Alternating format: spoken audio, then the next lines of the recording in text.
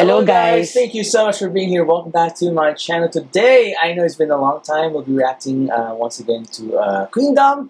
And ang tagal na ng last reaction ko. Sorry guys, I was really busy. Pero ngayon, dito ako with Ate Tata. Mag-react kami guys. And I hope maganda ito mapilihan ng video. We haven't really watched this. So maraming salamat sa mga nag-tag sa amin dito and nag-request. And we could not wait. So without further ado guys, let's go check this out. 1, 2, 3.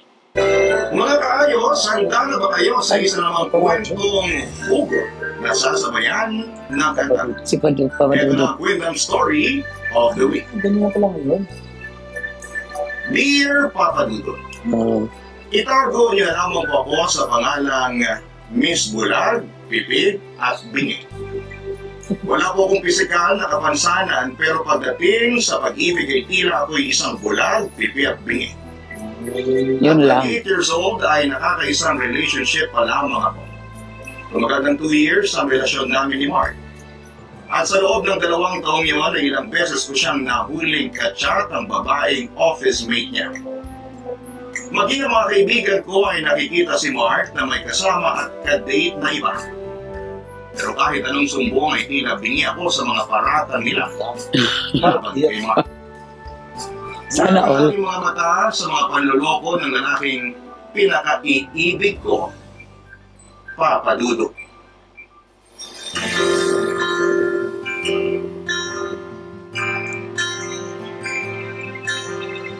Wow, love yan. Ano, sexy nga dyan. Si Hana.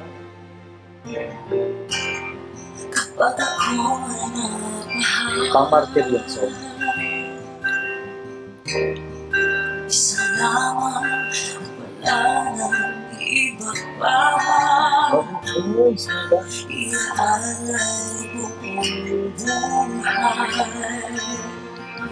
Bumigay ka ng lahat may gagawin.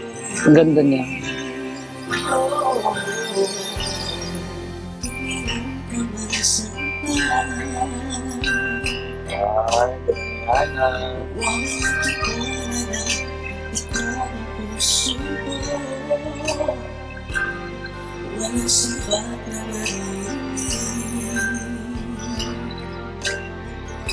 Tatak ng luha mo ang iniwang saksi.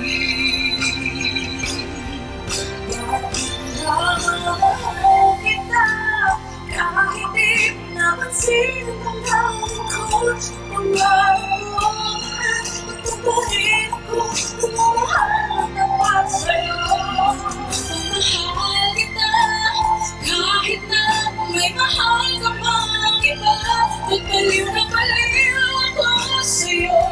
Hanggang kailan ako magtitiis. O bakit nga ba? Ang ganda. Ang ganda. Automatic yan sa si Hana ng taas.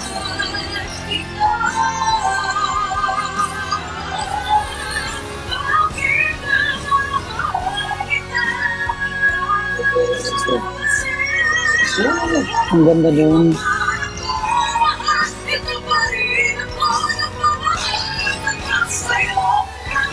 Kitchen. Oh my God.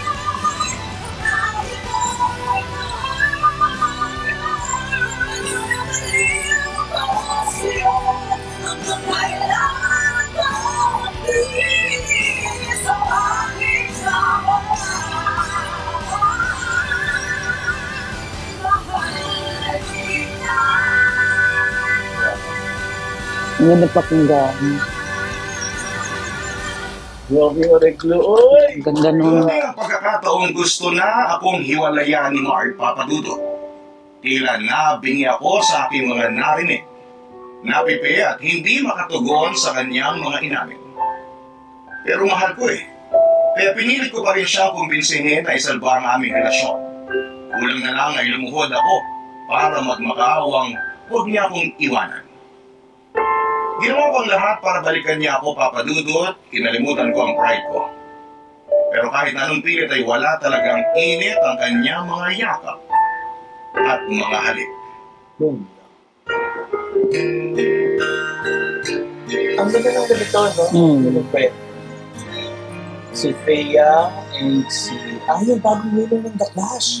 Ako'y iniwan Siya. mo. Ayun, kabila. Wasak ang mundo.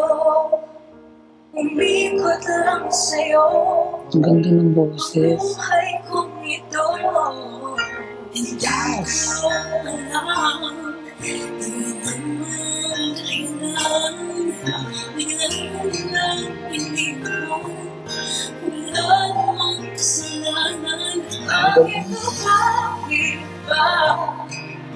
Iniwan mong nag-isa, kinuha mong lahat, subalit di ko magsimula. Yung nagyat mo. Mag-aawa ang puso ko, labis na nasaktan mo, ngunit kahit pa anong gawin, ika'y mahal pa rin. Sakit naman ang kanta.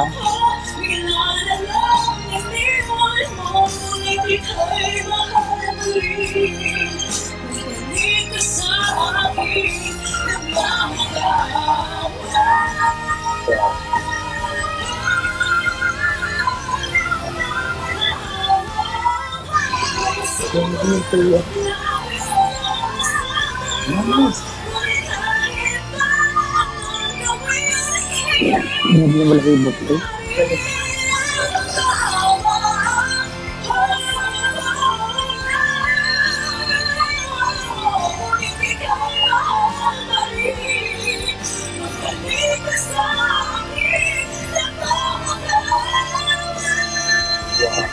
Ang galing.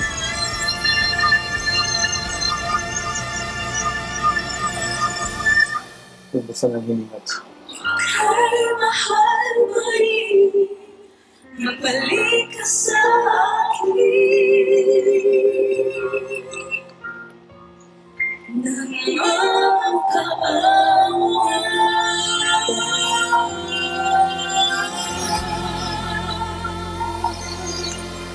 Grabe!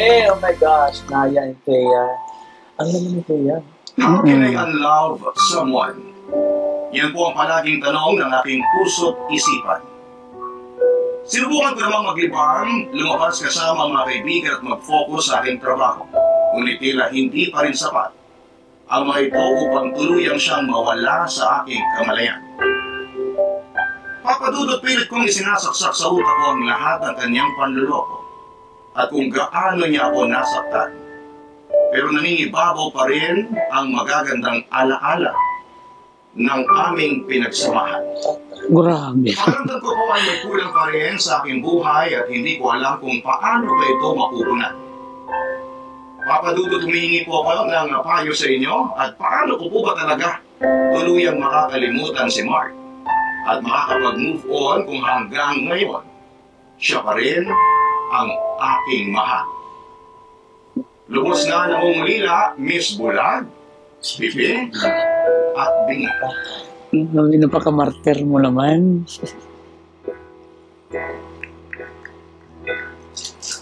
Kailangan ba na magwakas itong pag-ibig? Yan mga halimaw. Bukas di wala kang nasa aking isip. Hiday. Hindi mo ba nakakala ng mga Mayan. Nag- na dati ay anong saya, anong tamis. Sobrang pag-ibig natin ay nagkakapag-inaya. Ganda pakinggan talaga. Kung sa ating mga mata, ito'y kalabisan lamang. Patuloy na masasaktan ang mga puso. Kung mo yung mahal ko. Kung bakit kay sakit pa rin ang paglayo.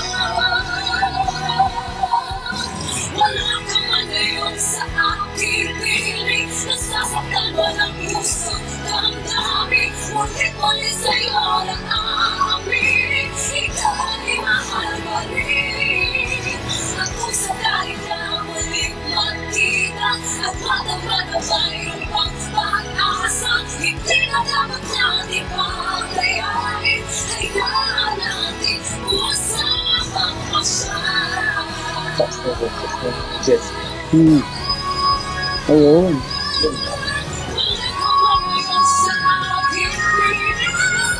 Ang ganda.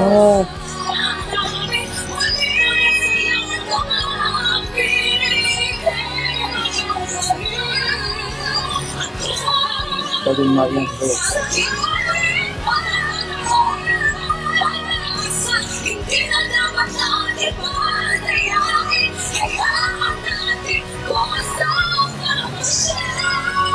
Grabe.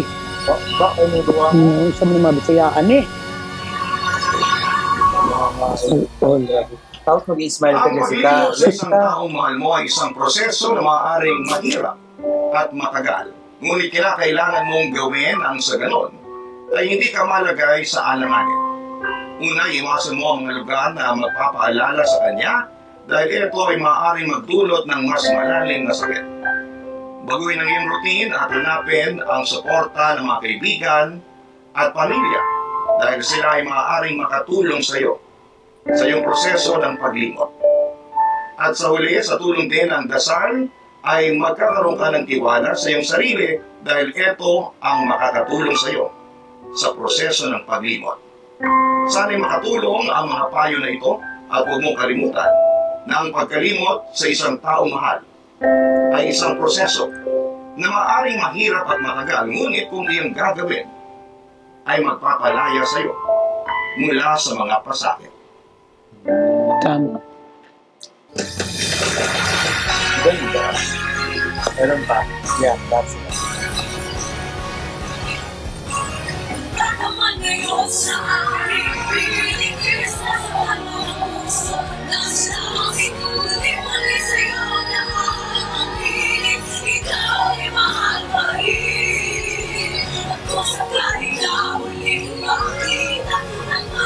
Grabe, ang ganda pakinggan talaga. Ang ganda ni Thea, no? Playing ka din.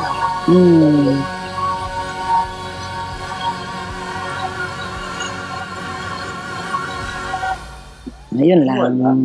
Diba? Grabe. Walang kupas. So, napansin ko talaga kagad wala si Julian. So, siguro totoo yung narinig ko dati na meron siyang sariling segment na. Pero Kaya. grabe, ang galing pa rin ng Queendom, no? And napansin ko rin sobrang gaganda ng mga wardrobe outfits nila dito. Talagang Gaganda nila. din. Boses, wala akong masabi talaga ever since ate. Harmonization, beat it, low Grabe, ang notes, galing. soft notes, emotions, nandun lahat. And yung may gulat factor, gusto ko yun. Kaya great job sa inyo, Queendom. And obviously, natuwa naman sa Titata din. Okay ba yun na Titata? First time ko silang mapanood talaga na kasama pa. Grabe talaga, ang gagaling. Balahibo ko talaga, nakatindig talaga siya the whole time. Goosebumps. Yes. So anyway, shoutout sa inyo, Queendom. And sa bagong member nila, si Naya. Naya. Kulubit din ng boses. Pwede. So Yes. great job and congrats sa inyo. And we hope to see more videos from Queendom in the near future. Siguro next week ulit tayo natin. Maraming salamat guys and see you again next time. Bye.